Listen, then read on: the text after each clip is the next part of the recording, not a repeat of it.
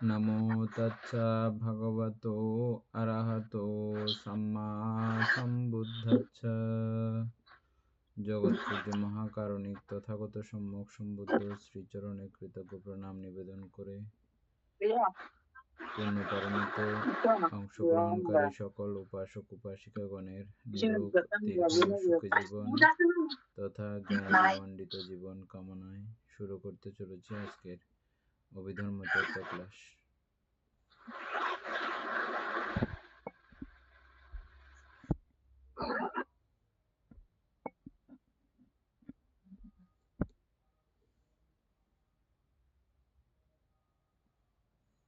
আমাদের page number কত?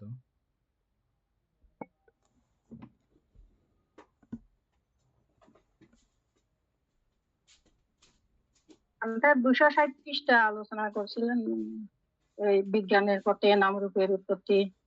এটা মনে হয় একটু ছিল।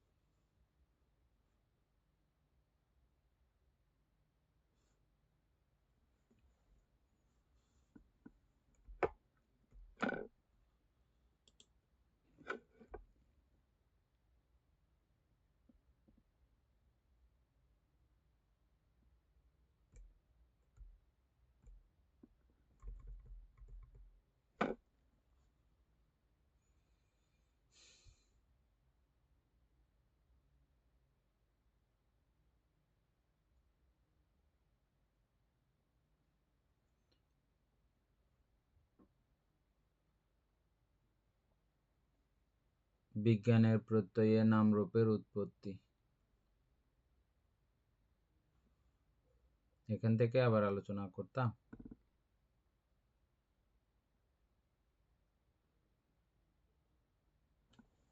হ্যাঁ, বানতে এখান থেকে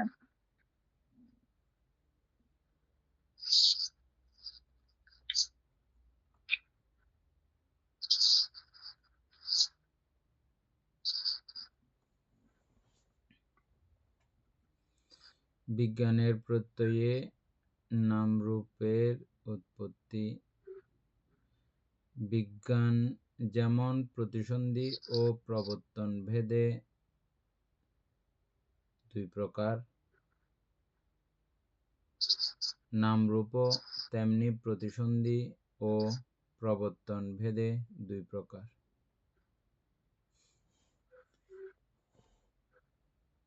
প্রতিসন্ধির সময় নামরূপ দুই প্রকার কিভাবে থাকে অমিতাভ গত ক্লাসে আমরা বলছিলাম, মনে আছে আপনার?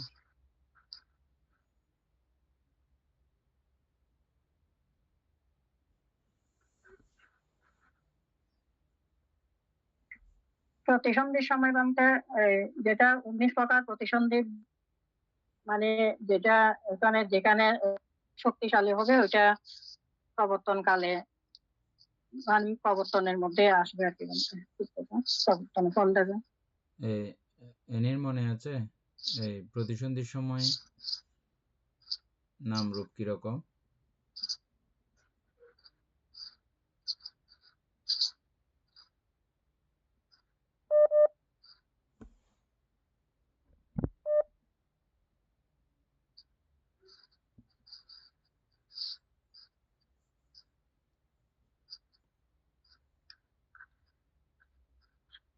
প্রতিসন্ধির সময় নামরূপ কিরকম মনে আছে?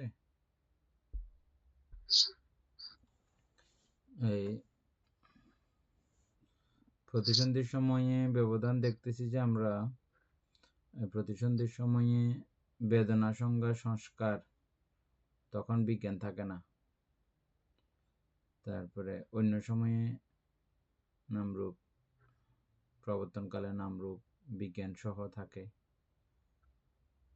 প্রবর্তনকালে।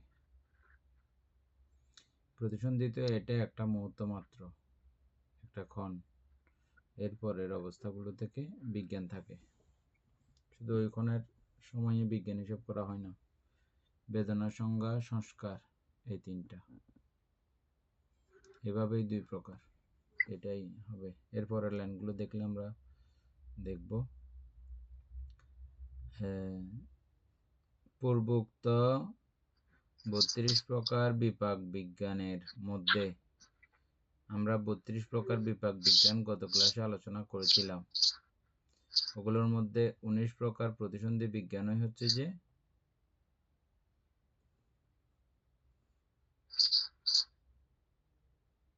19 প্রকার প্রতিসন্ধি বিজ্ঞানগুলো হচ্ছে যে 2 প্রকার সন্তিরণ, 8 মহাবিপাক, 9 মহৎগত, এগুলো প্রতিসন্ধি কৃত্য সম্পাদন করে এবং নাম রূপ উৎপত্তির প্রত্যয় হয়। এদূর পর্যন্ত আমরা কালকে ক্লিয়ার করছিলাম। এদূর পর্যন্ত কেউ না বুঝলে আবার বলেন।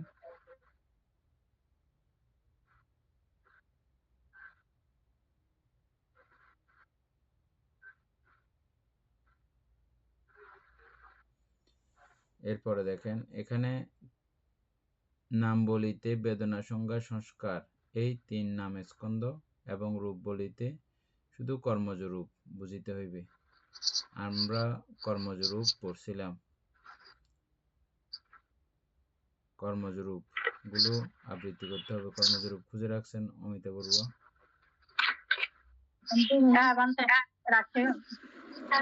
কর্মজ রূপ গুলো আবৃত্তি করেন।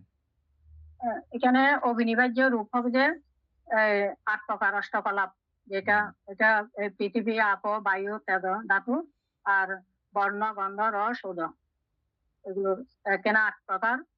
আর প্রসাদ, পঞ্চপ্রসাদ হচ্ছে 5 প্রকার, চক্ষু, শ্রোত, ঘ্রাণ, জিহ্বা, কায়। আর ভাব রূপ হচ্ছে 2 প্রকার, স্ত্রী পুরুষ। তারপর হৃদয় রূপ একটি, হৃদয় বাস্তু।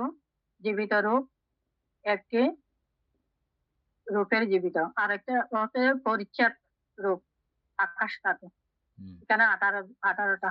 এই 18টা যেমন পঞ্চপ্রসাদের কথা বলা হয়েছে, পঞ্চপ্রসাদগুলো স্থান কাল পাত্র ভেদে হয়। স্থান কাল পাত্র ভেদে হবে বলতে কিরকম, যেমন মনুষ্যলোকে কিছু কিছু সময় আছে যে এক বিন্দু থেকে শুরু হয়, আবার কিছু কিছু সময় আছে পুরো দেহ একসঙ্গে আসে। এরকম ভেদে, সময় ভেদে বা মনুষ্যলোকের উৎপত্তি ভেদে নানা প্রকারের হতে পারে। আর এখন এর হিসাব করলে আমরা কি জানতে পেরেছিলাম, এটা ক্রমিকভাবে উৎপন্ন হয় শুধু পঞ্চপ্রসাদের ক্ষেত্রে। প্রথম যা থাকে, যেভাবে থাকে সেভাবে থেকে ক্রমান্বয়ে আর বাকিগুলো গঠিত হয়। কিছু কিছু আবার মাতৃগর্ভ থেকে বের হওয়ার পরেও উৎপন্ন হতে আমরা দেখেছি না?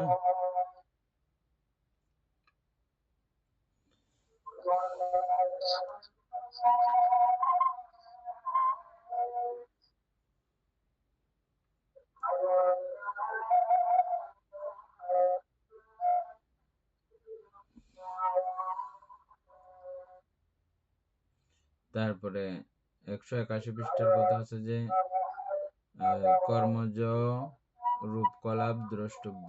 এটা নাম রূপের প্রত্যয়ে,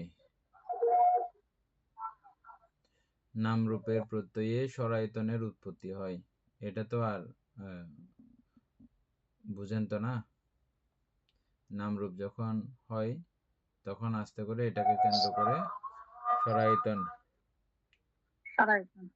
স্বরায়তন তৈরি হয়। স্বরায়তন গুলো বলেন।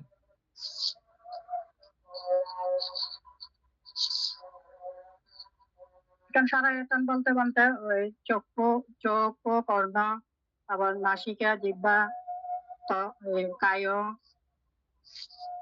এখানে 6 প্রকার। না, এখানে নিচে আছে তো বানতে। উপাসক বিজয়বাবু স্বরায়তন গুলো বলেন তো।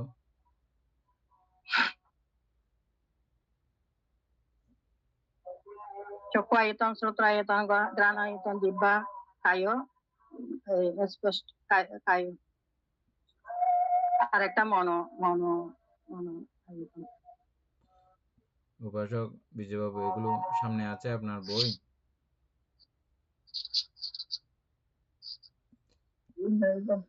যেগুলো যেদিন যেদিন যে পৃষ্ঠার পড়া ওই দিন এগুলো নাতিকে বলবেন ফটোকপি করে দেওয়ার জন্য, জেরক্স করে দেওয়ার জন্য। যেদিন যে পৃষ্ঠার পড়া সে পৃষ্ঠা, বুঝছেন? একদিনে 2-3 পৃষ্ঠা করে করে এগুলো আপনি ফটোকপি জেরক্স করে করে রাখবেন। হ্যাঁ, তখন এটা বুঝতে সুবিধা হবে। কষ্ট করে প্রত্যেক দিন 1 ঘন্টা ক্লাস করতেছেন, হ্যাঁ, এটা তো এমনি আসলে শুনলেই হয়ে যাবে এরকম না। অবশ্যই বইয়ের সঙ্গে একটা সম্পর্ক থাকতে হবে।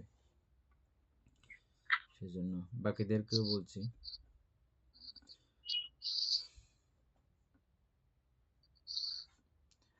এই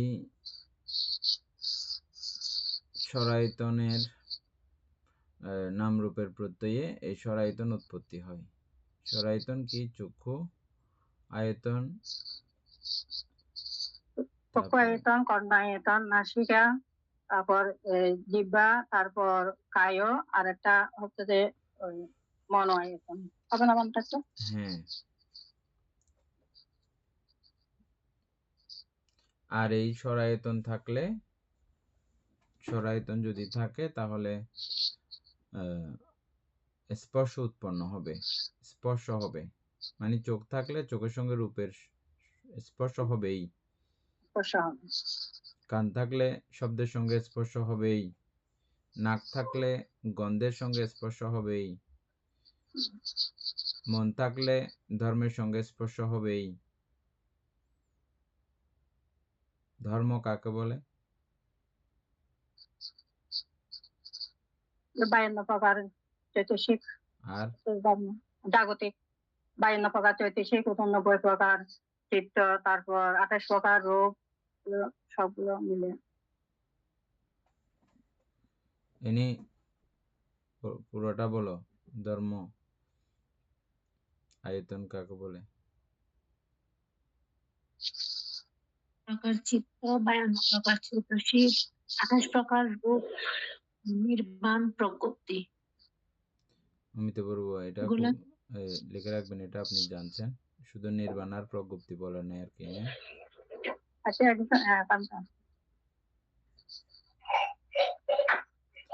হচ্ছে ধর্মায়তন, মনায়তন, ধর্মায়তন।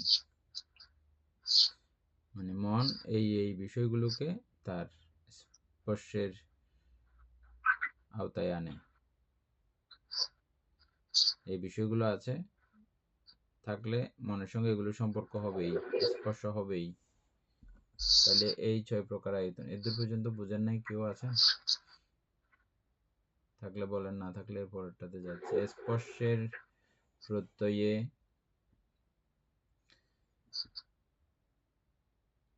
সুখ দুঃখ, এর উপরে আছে তো, এর উপরে আরো আছে তো। এখানেও নাম বলিতে বেদনাদি স্কন্ধ ত্রয় এবং রূপ বলিতে 4 ভূত রূপ ও 6 বাস্তু রূপ, জীবেন্দ্রীয় রূপ এবং আহার রূপ বুঝিতে হইবে। আচ্ছা, এটা হচ্ছে যে ইয়ার কালে, স্বরায়তনের কথা, স্বরায়তন। এটা যখন প্রবর্তন কালের কথা। আমরা প্রতিসন্ধির সময়ে তখন কর্মজ রূপকেই শুধু এখানে ধরা হয়েছিল, ঠিক আছে? এটা কর্মজ রূপ উৎপন্ন হয় এবং নাম বলতে নামের 3 স্কন্ধ উৎপন্ন হয় তখন, একদম প্রতিসন্ধিকালে। বেদনা সংজ্ঞা সংস্কার, আর প্রবর্তনকালে বেদনা সংজ্ঞা সংস্কার বিজ্ঞান, এবং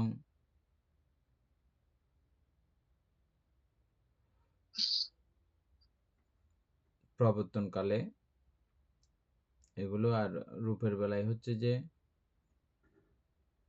যাবতীয় কি কি আছে এখানে, ভূতরূপ, বাস্তুরূপ, জীবিতেন্দ্রীয় রূপ এবং আহার রূপ বুঝিতে হইবে।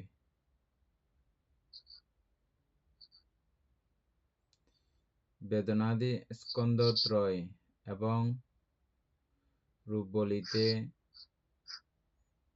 চারি মহাভূত, বাস্তুরূপ, জীবিতেন্দ্রিয় রূপ এবং আহার রূপ বুঝিতে হইবে।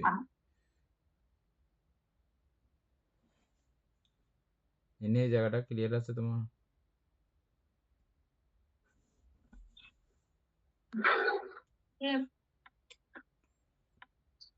অর্থাৎ এখানে মানে সরায়তন তৈরির পিছনে বা উৎপন্নর পিছনে যে রূপগুলা কাজ, ওগুলা হচ্ছে চারি মহাভূত, আর হচ্ছে যে ছয় বাস্তু।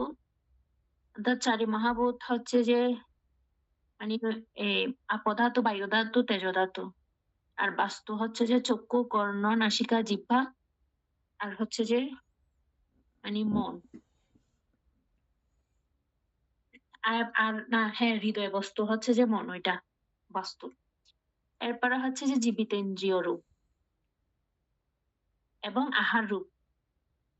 মানে জীবনী শক্তিরও দরকার আছে, আবার আহারেরও দরকার আছে। মানে এই সব কিছুর সমন্বয়ে মানে আমাদের এই সরায়তন উৎপন্ন হয়। ওই নাম এবং রূপ, নাম রূপের প্রত্যয় সরায়তন, এগুলো সবগুলো থাকলেই, নাম রূপ বলতে এগুলো সবগুলোকেই বুঝতে হবে। এগুলো সবগুলো থাকলেই আমাদের স্পর্শ সরায়তন উৎপত্তি হবে।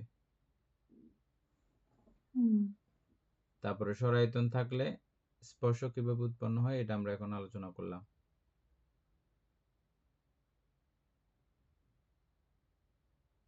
তারপরে স্পর্শের নিশ্রয়ে,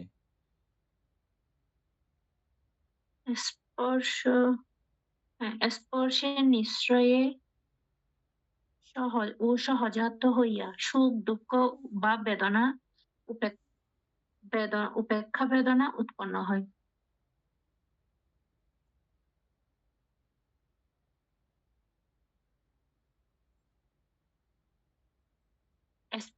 স্পর্শের প্রত্যয়ে মানে স্পর্শের কারণে আমাদের মানে বেদনাটা উৎপন্ন হয়, সেটা সুখ হোক, দুঃখ হোক বা উপেক্ষা হোক। একটা বেদনা উৎপন্ন হবেই। আমি তো বলবো এটা খুব ভালো করে জানেন তো, না? হ্যাঁ, বান্তে স্পর্শ হইলেই বেদনা, যে কোনো বেদনা, সুখ, দুঃখ অথবা উপেক্ষা, যে কোনো বেদনা উৎপন্ন হবে। বেদনা উৎপন্ন হবে না এরকম কোনো ঘটনা আছে কি?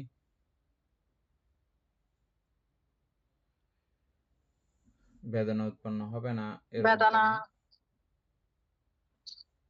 না বান্তে স্পর্শ হবে কিন্তু বেদনা উৎপন্ন হবে না এরকম কোনো কিছু কি কি আছে?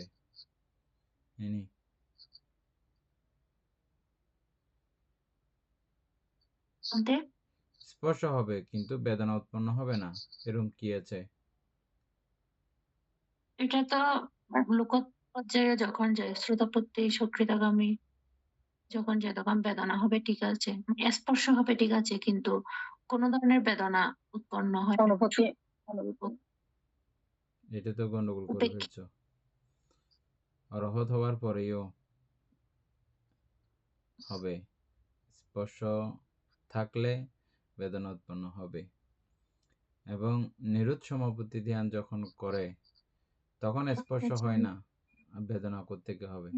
নিরুৎ সমাপত্তিতে স্পর্শও হয় না আর বেদনাও হওয়ার কোনো, যতক্ষণ স্পর্শ থাকবে ততক্ষণ বেদনার কোনো মুক্তি নাই, বেদনা হবেই হবে।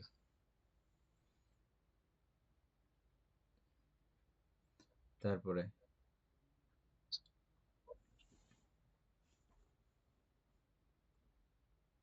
স্পর্শ বেদনা সর্বচিত্ত সাধারণ চৈতসিক উভয়ে সহজ,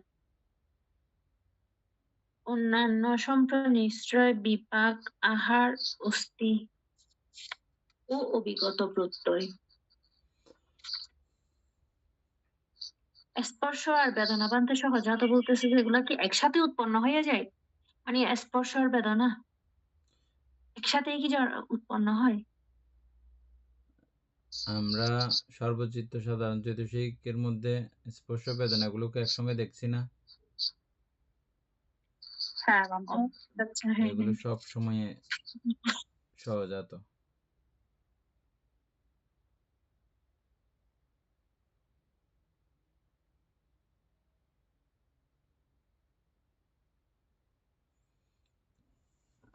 অর্থাৎ সরায়তনের প্রত্যয়ে চক্ষু স্পর্শ আদি। স্পর্শ আদি বলতেও সর্বচিত্ত সাধারণ চৈতসিক। স্পর্শ আদি 6 প্রকার স্পর্শ উৎপন্ন হয়। না, সরায়তনের প্রত্যয়ে চক্ষু, তারপরে চোখের স্পর্শ, কানের স্পর্শ বেদে এই 6 প্রকার স্পর্শ, হ্যাঁ, মনের দ্বারা ধর্মের স্পর্শ, টোটাল 6 প্রকার স্পর্শ উৎপন্ন হবে এই মানে 6-এর সরায়তনের প্রত্যয়ে।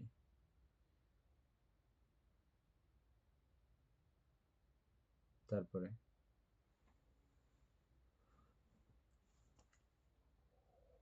উপনিশ্রয়ে কামতৃষ্ণা, ভবতৃষ্ণা, বিভবতৃষ্ণা উৎপন্ন হয়। এই তৃষ্ণা স্পর্শের যখন চিত্তে এর উপরের লাইন আর একটু ইয়া করো। স্পর্শের নিশ্রয়ী, স্পর্শের নিশ্রয়ে ও সহজাত হইয়া সুখ, দুঃখ বা উপেক্ষা বেদনা উৎপন্ন হয়। স্পর্শ ও বলো।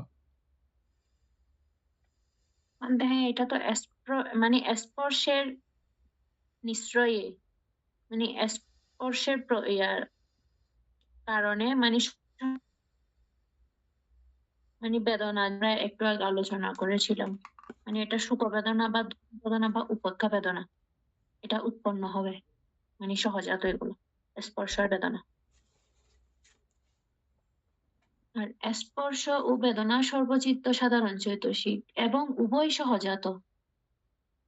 নিচে এটা বলছে অন্যান্য সম্প্রযুক্ত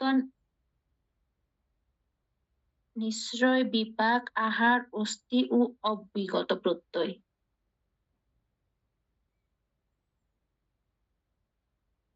মানে এই স্পর্শের প্রত্যয়ে যে বেদনাটা উৎপন্ন হয় সেখানে অন্যান্য প্রত্যয়, সম্প্রযুক্ত প্রত্যয়, নিশ্রয়, তারপরে বিপাক, আহার, অস্থি ও অবিগত প্রত্যয়। এটা বুঝাই দেন তো লাইনটা। স্পর্শ ও বেদনা সর্বচিত্ত সাধারণ চৈতসিক এবং উভয়েই সহজাত। এরা উভয়ই সহজাত। এর দূর পর্যন্ত আমরা এতক্ষণ আলোচনা করছি। অন্যান্য সম্প্রযুক্ত, এছাড়াও আরো অন্যান্য যে সম্প্রযুক্ত বিষয়গুলো আছে এগুলোকে বলা হচ্ছে সম্প্রযুক্ত প্রত্যয়। আরো বিষয় সম্প্রযুক্ত হয়েছে না, এগুলো সহ, বুঝছো? তারপরে নিশ্রয় প্রত্যয়, এটা একে অপরকে নিশ্রয় করে, একে অপরকে আশ্রয় করে, এগুলো থাকে না, সেজন্য নিশ্রয় প্রত্যয় সেখানে আছে, নিশ্রয় প্রত্যয়ও কাজ করে। তারপরে বিপাক প্রত্যয়, এগুলো বিপাকের সঙ্গে সম্পর্কিত পুরা এবং বিপাক, হ্যাঁ, অনেক জায়গাতে এখানে বিপাক সম্প্রযুক্ত রয়েছে না। তারপর হচ্ছে যে আহার প্রত্যয়, এই বিষয়টাকে এভাবে করার জন্য এটা আহার প্রত্যয়ও সংযুক্ত, কারণ স্পর্শ স্পর্শ আহার পড়েছিলাম না আমরা। তারপরে আস্তি প্রত্যয়, আস্তি মানে কি? আছে, আছে থাকা, মানে এটা নিয়ে আমরা দ্বিবিধ মত পোষণ করে আলোচনা করেছিলাম। আস্তি প্রত্যয়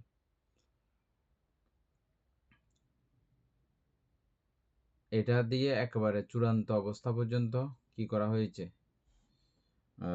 ধরে নেওয়া হয়েছে। যতক্ষণ পর্যন্ত আমি এটাকে আছে এই সংজ্ঞা থাকবে, ওই সংজ্ঞাটার কারণে, ওই মানসিক অবস্থার কারণে এগুলো উৎপত্তি হওয়ার সুযোগ হয়। না থাকলে এগুলো উৎপত্তিও হতে পারতো না। এভাবেই আমরা আলোচনা করেছিলাম। আর ওই বর্তমানের চৈতসিকের এই অবস্থার অস্তিত্ব আছে, ওইভাবে আমরা আলোচনা পেয়েছিলাম। দুই দিক থেকেই আবার দুটা ঘুরে ফিরে কিন্তু একই, কিন্তু আস্তি প্রত্যয় এখানে সংযুক্ত আছে। তারপর হচ্ছে যে অবিগত প্রত্যয়, বিগত না হয়ে ওই অবস্থায় অবিগত, বিগত হয় নাই, ঠিক এমন একটা অবস্থা, ওই সময়ের ওই কালের বর্তমান অবস্থা, অবিগত প্রত্যয় সেখানে আছে। বিগত না হয়ে অবিগত অবস্থাতেই সেই অবস্থা ধারণ করেছিল। তারপর হচ্ছে যে এদূর পর্যন্ত ক্লিয়ার হয়েছে?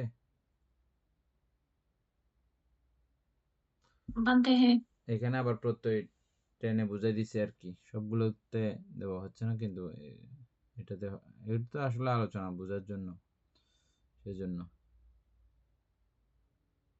তারপরে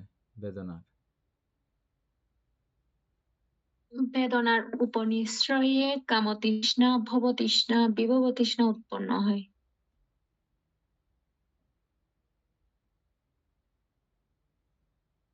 এই তৃষ্ণা যখন চিত্তে দুর্মুৎসভাবে গৃহীত হয়, তখন উহা উপাদানে পরিণত হয়।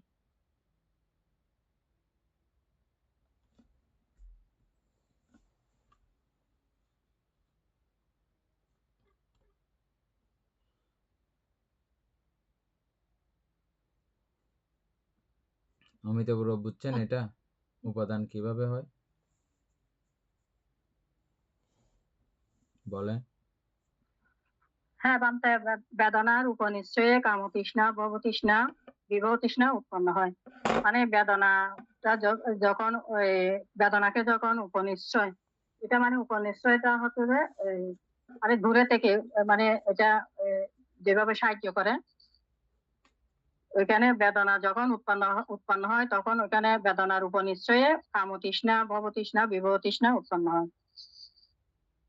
এই তৃষ্ণা যখন গাঢ় ভাবে, এই লাইনটা বলতাম বান্দে দুর্মুচিটা কি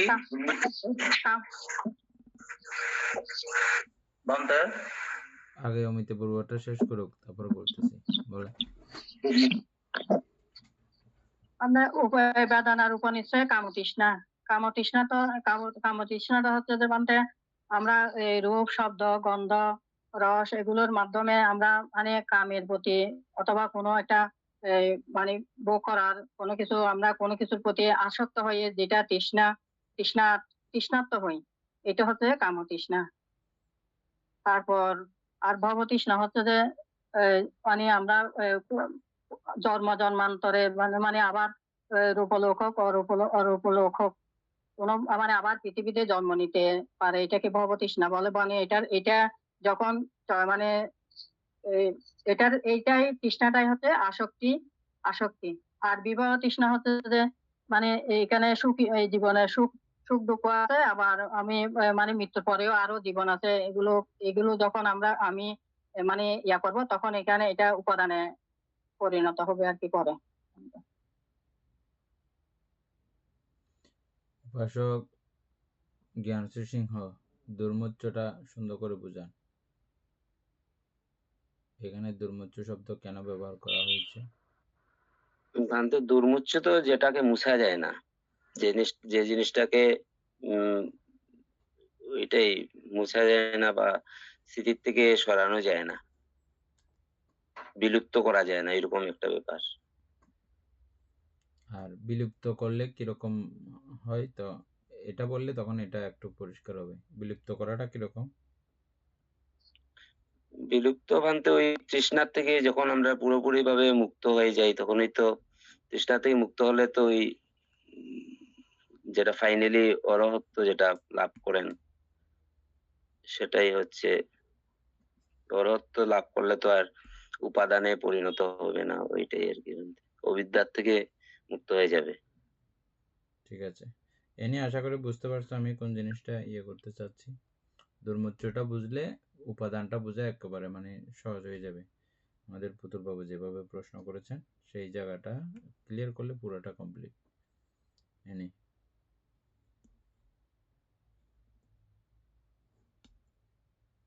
বান্ধে দুর্মোচ্ছ, তো এখানে বলছে যে মানে তৃষ্ণা যখন চিত্তে দুর্মোচ্ছ ভাবে গৃহীত হয় তখন উহা উপাদানে পরিণত হয়।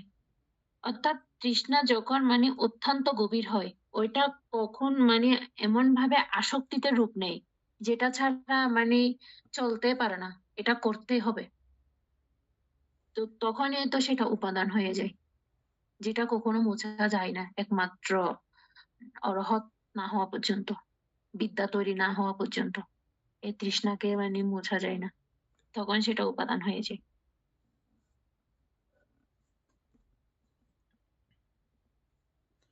অর্থাৎ আমরা যে কোনো বিষয় লেদা বাচ্চাগুলোকে আমরা কি করি, কোনো একটা জিনিস ওরা কান্নাকাটি করে কিনে দেওয়ার জন্য, তারপরে আমরা তাকে অন্য কিছুর বিনিময়ে অন্য কিছুর ইয়াতে আমরা তাকে ভুলাই দিই, ও এটা ভুলে যায় আর কান্নাকাটি করে না ওটার জন্য। ঠিক আমাদের চিত্তকেও আমরা এরকম নানা কৌশল জানা থাকলে, যারা পণ্ডিত তারা নানা কৌশল জানেন। আর নর্মালি পণ্ডিত অপণ্ডিতের ব্যাপার না, আমাদের যখন মানবিকতা বোধ থাকে বা পাগলা যদি না হই, তখন আমাদের চিত্তে তো সারাক্ষণ কত কথা, কত কল্পনা, কত জল্পনা সারাদিন চলতে থাকে। আমরা কিন্তু সবকিছু বলতেছি না, এটা আমরা আগে একবার আলোচনা করছিলাম। আমরা বেছে বেছে যেগুলো আমার লাভের কথা, যেগুলোর মাধ্যমে আমার প্রশংসা হবে, যার যার জ্ঞান অনুযায়ী আর কি প্রশংসা যে যে দূর মনে করে।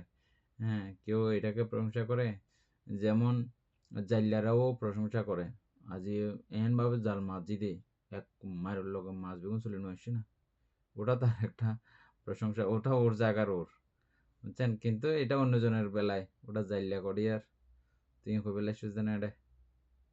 হ্যাঁ, তারপরে এগুলো যার যার স্টাইলের তার আর কি। হ্যাঁ, কিন্তু হইলেও ও কোন সময় কোন কথা বলা উচিত, কোন কথা না বলা উচিত, এরকম একটা সিস্টেম রাখে। ওখানেও সে কিছু বিষয় মনে আসতে দেয় না, ওটাকে জায়গা নিতে দেয় না, ওটাকে ওভাবে দুর্মুচ্চ হওয়ার মতো পর্যায়ে যায় না। এমনি ও নিজে নিজে ওগুলোকে মুছে দেয়, এত কিছু ও রিসিভ করে না, গ্রহণ করে না, বুঝছেন। কিন্তু এর মধ্যে কতগুলো বিষয় আছে যে একেবারে দুর্মুচ্চ, এগুলো একদম খুব রিসিভ করে ও ভালো করে যত্ন করে রেখে দেয়।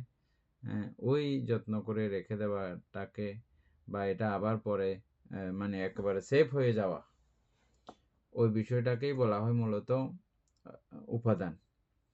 তো এখানে আমরা সেই উদাহরণে যাব না, আমরা মূলত বুঝবো যে এখানে আমরা যখন এই যে চিত্রটা সম্পাদন করতেছি, প্রথমে অকুশল থেকে আমরা দেখেছি এই যে অকুশলটা করব, অকুশলটা এখন আমি একটা প্রাণী হত্যা করলাম, এই একটা প্রাণী হত্যার ফলে আমাকে এটা যদি খামাক্কাই যদি আমাকে যদি প্রতিসন্ধির সময় যদি ফল দেয়, দিতে পারে, দেওয়াটা অসম্ভব কিছু না, এটা দিতে পারে, দেয়, তাহলে আমাকে যেতে হবে কোথায়, চারি উপায়ের একটা, হত্যার কারণে অধিকাংশ সময়ে নরকে যেতে হয় সরাসরি। নরকের মধ্যে তার চিত্ত অনুযায়ী, চিত্তের যে ক্যাটাগরি আছে আমরা দেখেছিলাম, ওই চিত্তের ক্যাটাগরি অনুযায়ী ও কোন নরকে পড়বে এটাও নির্ধারিত হয়। এবং বুদ্ধ ভগবান আমাদেরকে কিছু ওখানকার কথা বলেছেন আমাদের বোঝার জন্য। ওখানে পরে ওদের ভালো কিছু তখন মাথায় আসার সুযোগ থাকে না, শুধু খারাপ কিছু তখন তার মাথায় আসতে থাকে। আই যে ওদিনে মিশতা কই চুরি করিয়ে না, এই ওই তেরোতুনটিয়া আনিলাম, ওই তেরোতুনটিয়া মার দিলাম, ওইভাবে গজিলাম। হ্যাঁ, এই তো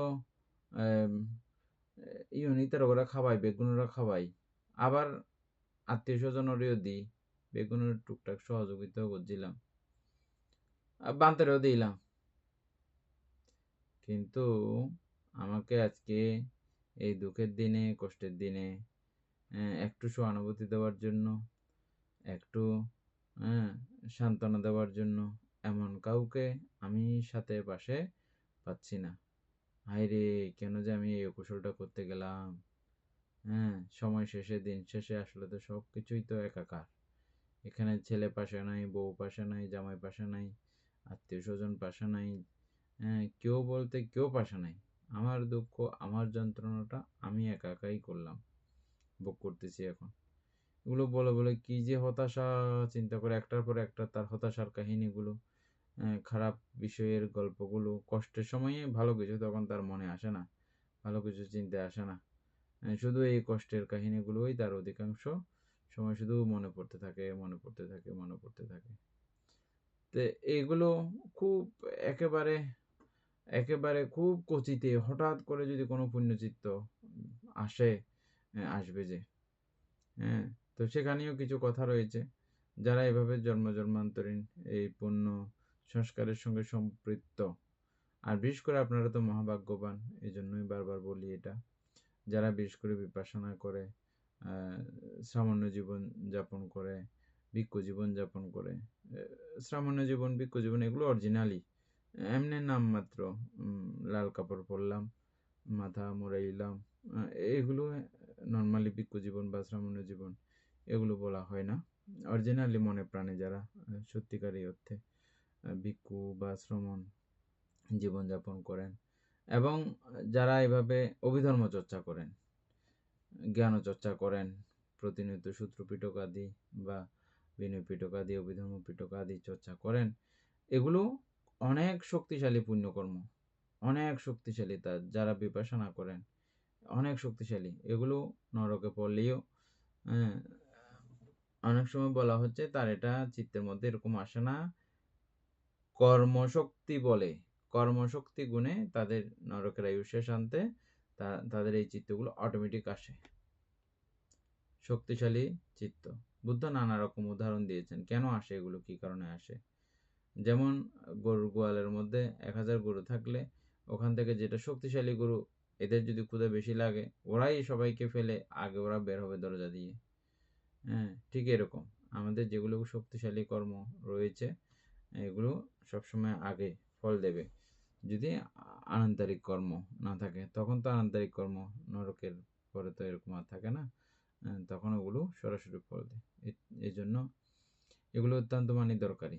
যে কথা বলতেছিলাম, তাহলে এই যে নরকে একবার পড়লো, পড়ার পরে এখান থেকে আবার ওইভাবে হইলে তো হইলো, ওভাবে যদি না থাকে তার আবার ওই যে অকুশল চেতনাগুলো আস্তে আস্তে আস্তে আস্তে মৃত্যুর ক্ষণেও ওই অকুশল জাতীয় চেতনাই মনে পড়ে, আবার নরক, অথবা আবার তির্যকলোক, অথবা আবার প্রেতলোক। এভাবে করতে করতে শুধু চারিও পাইয়ে ঘুরতে থাকে অনাদি অনন্তকাল। এগুলো তো আমরা পড়ার মাধ্যমে মাধ্যমে মাধ্যমে ক্রমে ক্রমে ক্রমে জেনে যাচ্ছি না, বুঝে যাচ্ছি না।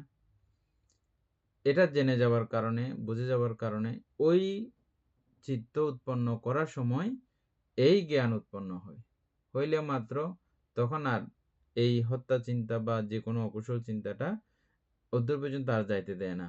এই দেখো এটার ফল, রেজাল্ট এরকম এরকম, তখন এটা আর দুর্মুচ্চ হয় না, এটা এখানেই মুছে যায়। বুঝে গেছে? কখন উপাদান হয় না, এটা যে শুধু অর্হত হতে হবে এমন না, বুঝছেন? আমাদেরও এখন প্রতি মুহূর্তে মধ্যে এরকম বহু কর্ম আমাদের সম্মুখে আসে, আমরা করি না, যার যার জ্ঞানের শক্তি অনুযায়ী। যে যতদূর ক্ষমতা অর্জন করতে পারে সে ততদূর পর্যন্ত আটকাইতে পারে, অর্জন করতে না পারলে আটকানোর কোনো সুবিধা নাই, আটকে না। তাইলে এটা এখানে মুছে যায়, এটা আর দুর্মুচ্চ হতে পারে না, উপাদান আর হয় না। এটা নানা ধরনের কোয়ালিটি। এটা ছাড়াও আমরা কি পড়েছি, চৈতসিক পড়েছি। চৈতসিক আকারেও যখন এইটাকে দেখবেন অনাত্মা জ্ঞান উৎপন্ন হবে, আর সেই অনাত্মা জ্ঞান যখন উৎপন্ন হবে সেটা তখন আর ওভাবে বাসা বাঁধতে পারে না বা দুর্মুচ্চ হতে পারে না, তাই সেটাও উপাদান হইল না। অথবা বিপাশনার কথাও বলি, সবগুলো ঘুরে ফিরে আপনাদের একই জায়গার কথা। ওভাবে অনিত্য রূপে, দুঃখ রূপে, অনাত্মা রূপে চিহ্নিত করতে পারলেই আর এটা কি হবে না, দুর্মুচ্চ আর হবে না। আর দুর্মুচ্চ না হলে তার মানে উপাদানীয় যাবে না। Any clear? बनते हैं।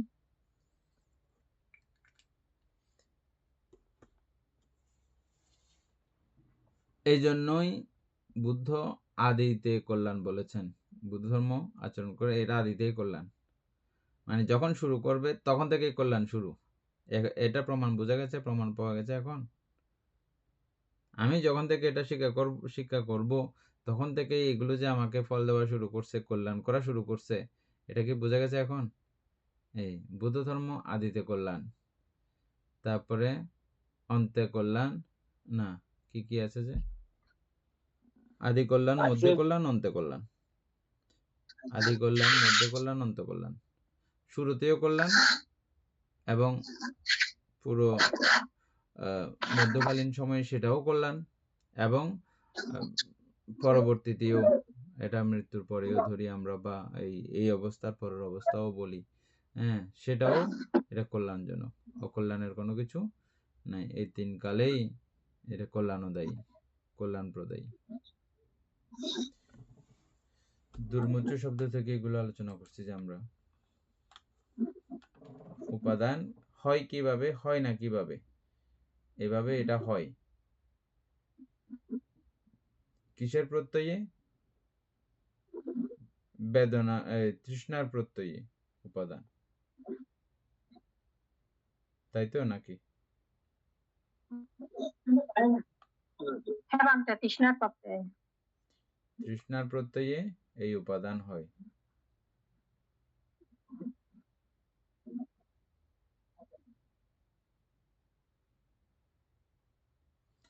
তারপর উপাদানের প্রত্যয়ে ভব উৎপত্তি কথা বলা হয়েছে। এখান থেকে বলো।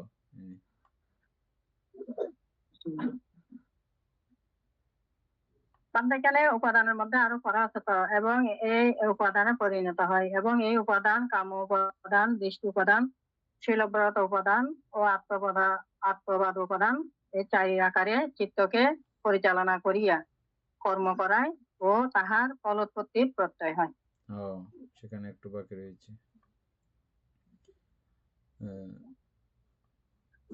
কাম উপাদান আমরা চিনি, উপাদান তো আসলে উপাদান ওই একভাবে চিনলে মোটামুটি উপাদান একটা ধারণা হয়ে যায়, কিন্তু বুদ্ধ ভগবান এটাকে 4 ভাগে বিভক্ত করেছেন না? কাম উপাদান সম্পর্কে আমরা সবাই জানি, আলোচনা করেছি। উপাসক জ্ঞানশ্রী সিংহ কাম উপাদানটা বলেন।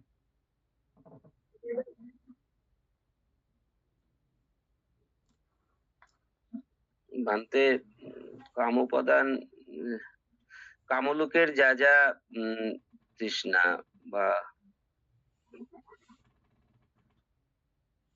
কামলোকের যেসব কি বলবো, যেসব আলম্বন থেকে আমাদের বেদনা থেকে তৃষ্ণাতে উপাদান হয়, সেগুলো নাকি মানতে আমি একটু ঠিক আছে, এগুলো উপাসিকা শিল্পী বড়ুয়া কাম উপাদানটা বলেন। এগুলো আপনার জানা থাকার কথা, জানা আছে। যে কাজ করলাম আমরা তো কাম, এই যে কামের প্রতি যে তৃষ্ণা উৎপন্ন হয় আর কি, কাম ওরকম। ঠিক আছে, অমিতে বড়ুয়া বলে। এখানে কাম উপাদান বলতে যেটা আমরা এখানে ওরা বলছে কামের, মানে কামের প্রতি, কামকে মানে আগ্রে ধরা, যা লোভ অথবা তৃষ্ণা বলতে পারি আমরা।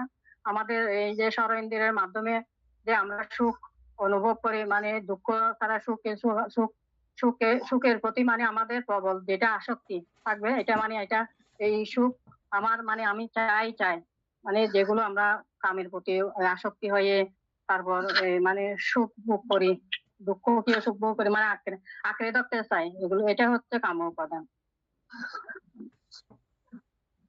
লিখে রাখার মতো করে আরেকবার শুনে ফেলেন। হ্যাঁ, এটা লিখে রাখবেন সুন্দর করে।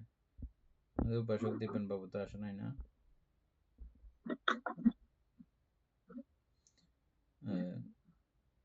ইনি পুরো সুন্দর করে বলো, সবাই সুন্দর করে লিখে রাখার মতো করে। কাম উপাদান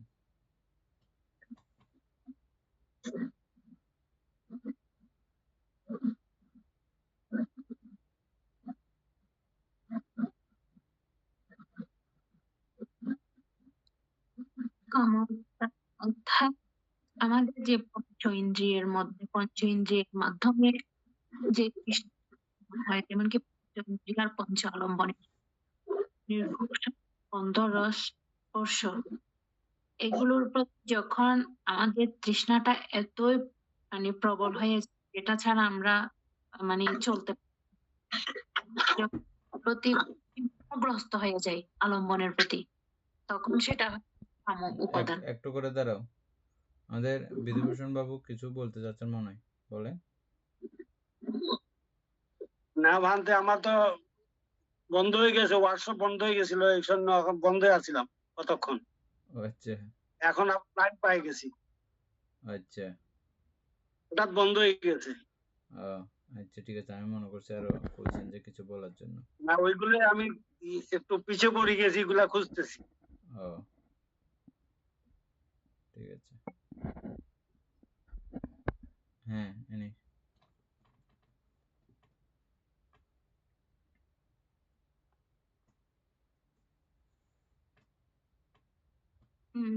মানে এই অর্থাৎ যে পঞ্চ আলম্বন আর পঞ্চ ইন্দ্রিয়, এটাই হচ্ছে যে মূলত মানে কামতৃষ্ণা। তো এই তৃষ্ণার প্রতি বশবর্তী হয়ে মানে কাম উপাদান মানে কামতৃষ্ণার প্রতি তখন আমরা অনেকগুলা কর্ম করে থাকি, যেমন কি কুশল কর্ম বা অকুশল কর্ম। তো ওই কুশল কর্মের ফলেও যদি কুশল কর্ম করি, এটাও আমাকে কিন্তু আবার পুনর্জন্ম দিবে, অকুশল করলেও দিবে সেটা।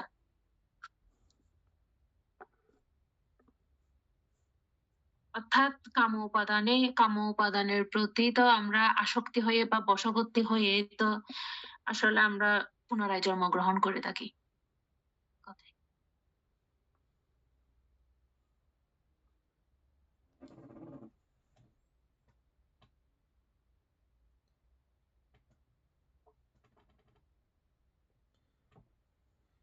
কাম উপাদান বলতে কামলোকের অন্তর্গত তৃষ্ণাগুলোকে কেন্দ্র করে ওই তৃষ্ণাগত বিষয়গুলো যখন দুর্মুচ্চ হয়, কিছুক্ষণ আগে আমরা দুর্মুচ্চ কথাগুলো ব্যবহার করছিলাম না?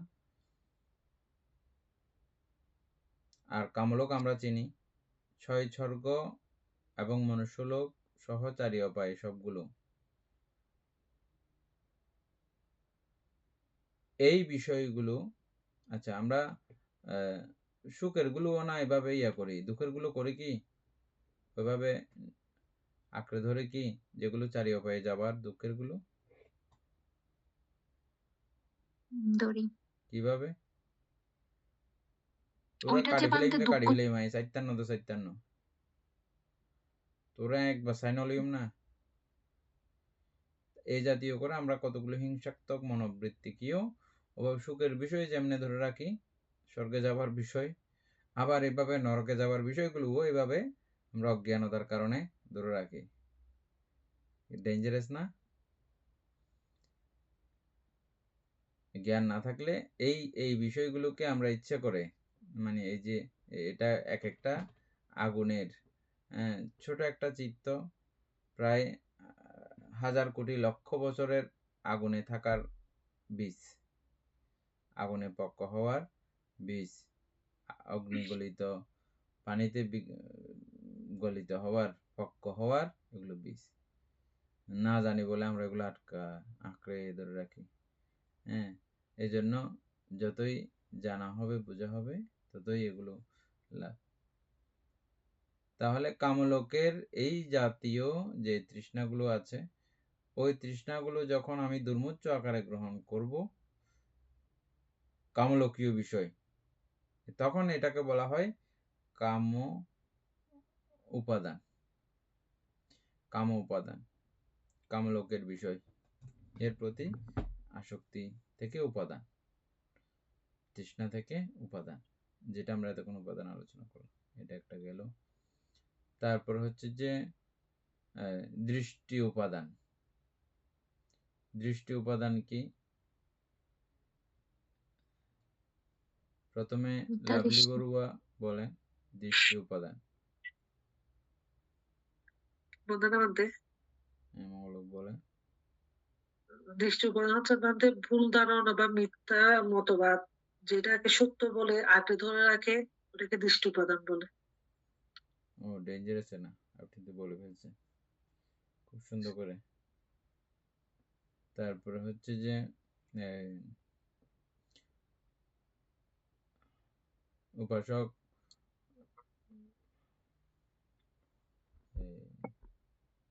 পুতুল বাবু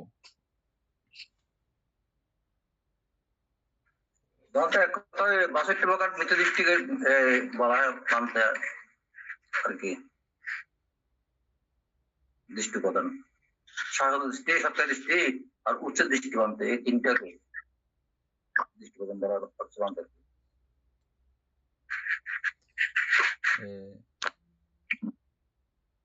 আপনার বই পড়া গুলো আমার আসলে খুব ভালো লাগে। হ্যাঁ, তবে এগুলো বইয়ের মধ্যে সীমাবদ্ধ রাখলে হবে না। আমাদের এই কথাগুলো সম্পূর্ণ এখানে আমরা দেখতেছেন বই পড়তেছি, কিন্তু কথাগুলো যখন আলোচনা করি এগুলো হৃদয় মিশানো কথা। খেয়াল করেছেন? সবগুলো হৃদয় মিশানো কথা। মানে ওই বিষয়টা পর্যন্ত আমাকে যেতে হবে, এই জিনিসটা আসলে কি, দৃষ্টি উপাদান আসলে জিনিসটা কি, ও পর্যন্ত যাইতে হবে। তারপরও আপনি যে কথাগুলো বলেন এগুলো অনেক গুরুত্বপূর্ণ। বই না পড়লে ওই শব্দগুলোও আসবে না। সেজন্য আপনাকে ধন্যবাদ, এগুলো পড়েছেন বলেই এগুলো আমাদের কাছে আসতেছে কথাগুলো। হ্যাঁ, যাই হোক। তারপরে তাহলে এনি অমিতা বড়ু একবার বলে দৃষ্টি উপাদান। দৃষ্টি উপাদান, আপনার দৃষ্টি অথবা আমরা মিথ্যা দৃষ্টি, যেটা ভুলভাবে আমরা করি, মিথ্যা মতকে সত্য মনে করে মানে শক্তভাবে ধরে রাখা। যেমন আমরা অনেক সময় কর্মফল বলে কিছু নেই, দান করলে ফল হয় না, এরকম অনেকে আছে না, পাপ পুণ্য মানে কিছু না, এই ধরনের এগুলো এককভাবে মানে শক্তভাবে এটাকে মানে এটা হচ্ছে মানে সত্য, মিথ্যাকে সত্য মনে করা, এটাই হচ্ছে দৃষ্টি উপাদান, সত্য মনে করে ধরে রাখা। ঠিক আছে, এনি বলো।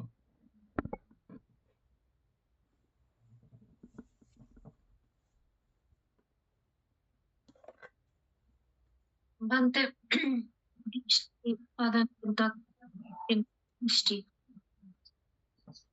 এক কথায় হচ্ছে যে অনিত্য দুঃখ অনাত্মা বুঝতে না পারাটাই হচ্ছে যে মিথ্যা দৃষ্টি বা দৃষ্টির। আর মিথ্যা দৃষ্টি হচ্ছে যে অর্থাৎ সবসময় নিত্য মনে করা, প্রতিটা জায়গায় সুখ খোঁজা, আর প্রতিটা জায়গায় আত্মা মনে করা, আমার আছে মনে করা, ওইটা মনে করে সেটা উপাদানে পৌঁছানো, এটাই হচ্ছে যে দৃষ্টি। হ্যাঁ, ঠিক আছে, আমরা মিথ্যা দৃষ্টিকে ওখান থেকে শুরু করেছি। আমরা একেবারে লৌকিক বা একেবারে প্রাথমিক পর্যায় থেকে আমরা শুরু করেছি, যদিও বা সেই জায়গাকে আবার আমরা পরে জানছি। ঠিক সেই জায়গাকে মিথ্যা দৃষ্টির অন্তর্গত শুরু থেকে বললেও প্রকৃত অর্থে সেইগুলো মিথ্যা দৃষ্টি না। কিভাবে আমরা কোন জায়গা থেকে শুরু করছিলাম যে কর্ম এবং কর্মফলের প্রতি বিশ্বাস স্থাপনই প্রাথমিক পর্যায়ের সম্মুখ দৃষ্টি হিসেবে আমরা মনে করছিলাম। যারা সম্মুখ দৃষ্টি বোঝা শুরু করবে, জানা শুরু করবে, তাদের থেকে প্রাথমিক এই ধারণাটা থাকবে কর্ম এবং কর্মফলের প্রতি বিশ্বাস ধারণা, যে কর্মের ফল আছে এবং এই কর্ম এভাবে ফল দেয়। এটা হচ্ছে একদম প্রাথমিক শুরু হইলেও এখানে সম্মুখ দৃষ্টির কোনো ব্যাপার নেই। এবং প্রকান্তর ওই জায়গাটাও আবার মিথ্যা দৃষ্টিও প্রমাণ করা যায়। একত্রেই যদি সেভাবে শুধু কর্ম এবং কর্মফলের প্রতি বিশ্বাস, এটা প্রথম কথায় বলে ফেললে এটা একটু ঘাবলা আছে। আবার এক দৃষ্টিকোণে এটা ঠিক, যে এভাবেই ঠিক যে কাম্মাসা কুম্হি, বুদ্ধের এই কাম্মাসা কুম্হিটা কিরকম। বুদ্ধ কাম্মাসা কুম্হি বলেছেন আমরা কর্মের অধীন, কিন্তু বুদ্ধের এই কাম্মাসা কুম্হি বলাটা কিরকম ছিল মনে আছে কারো? বিভাজ্যবাদ, ওই কাম্মাচা কুম্মিটা হচ্ছে যে বিভাজ্যবাদের মতো করে বিচার বিবেচনা অধীন ভাবে এই কাম্মাচা কুম্মি। মনে আছে এ নিয়ে এটা পুরা?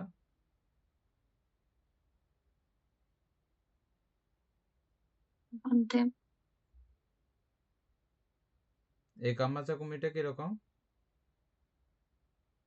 আমি অতীতে অনেক অকুশল কর্ম করেছি, কিন্তু যখন থেকে জ্ঞান উৎপন্ন হয়েছে এত বেশি কুশল উৎপন্ন করেছি, এত বেশি কুশল উৎপন্ন করেছি, করতে করতে ক্রমান্বয়ে আমি চিত্ত বিশুদ্ধিতা পর্যন্ত আমি করতে সক্ষম হয়েছি, এবং এর পরবর্তীতে শ্রোতাপত্তি মার্গ আদি আমি ক্রমান্বয়ে অর্জন অধিগত করেছি, করে একেবারে অরহত হয়ে গেছি।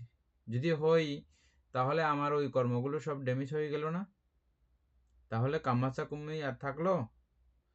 ওই দৃষ্টিতে বললে বলা যাবে যে কাম্মাচা কুম্মি নেই, কিন্তু এটা বুদ্ধের দৃষ্টিকোণ মতে এটাই কাম্মাচা কুম্মি। এই শর্ট কথায় পুরো বিষয়টা বোঝা গেছে কি? বুদ্ধ সম্মুখেই কাম্মাচা কুম্মি বলেছেন, তবে এটা বোঝার মধ্যে বা আলোচনার মধ্যে একটু ভিন্নতা রয়েছে। অন্যান্য স্বাভাবিক সাধারণ জনের কাম্মাচা কুম্মি বলা, বুদ্ধের কাম্মাচা কুম্মি বলার মধ্যে একটু ব্যবধান আছে।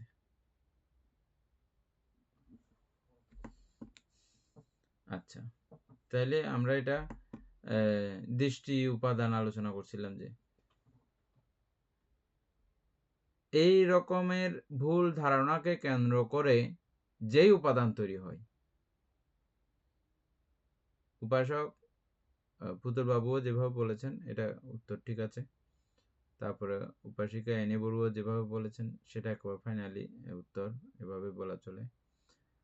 যে কোনো বিষয়কে আমি কেন্দ্র করে, মিথ্যা ধারণাকে কেন্দ্র করে, মিথ্যা ধারণার বশীভূত হয়ে আমার মনে করে, সুখ মনে করে, আত্মা মনে করে যেই চিত্তগুলো সম্পাদন করি, এবং এই চিত্তগুলো যখন দুর্মুচ্চ হয়, চিত্তে আমাদের ভবাঙ্গ জগতে যখন এদের বাসা বেঁধে ফেলে, ছাপ নিয়ে ফেলে, ছবি তুলে ফেলে, হ্যাঁ, যেগুলো মিথ্যা দৃষ্টিকে আশ্রিত করে হয়, এগুলো হচ্ছে দৃষ্টিবাদ উপাদান, দৃষ্টি উপাদান। আজকে দূর পর্যন্ত থাকুক, কালকে শিলব্রত পরামর্শগুলো পড়বো। হ্যাঁ, সদ্ধর্ম প্রাণ প্রিয় উপাসক উপাসিকা বৃন্দ, এতক্ষণ যাবৎ আমরা অভিধর্ম চর্চা করেছি, এতে আমাদের অপ্রমেয় পুণ্য সাধিত হয়েছে। পুণ্যরাশি অনন্ত চক্রালয় সত্যগণকে দান করছি, গুরুভান্তেদিওকে দান করছি, মাতা পিতাগণকে দান করছি, এবং এই পুণ্যের কাছে আমরা প্রত্যেকে প্রার্থনা করব নির্বাণ লাভ অবধি অসৎ ব্যক্তি, মূর্খ ব্যক্তি, পাপমিত্রের সংসর্গ লাভ না করে সদা সর্বদা জ্ঞানদর্শী কল্যাণ মিত্রের সান্নিধ্য সংসর্গ লাভ করতে সক্ষম হয়। এরূপ সাধু কামনা পোষণ করে আজকের মতো ক্লাস এখানে সমাপ্ত করছি। সাধু সাধু সাধু প্রকাশা বন্দামি ভান্তে দারতেন কাতাং সাব্বাং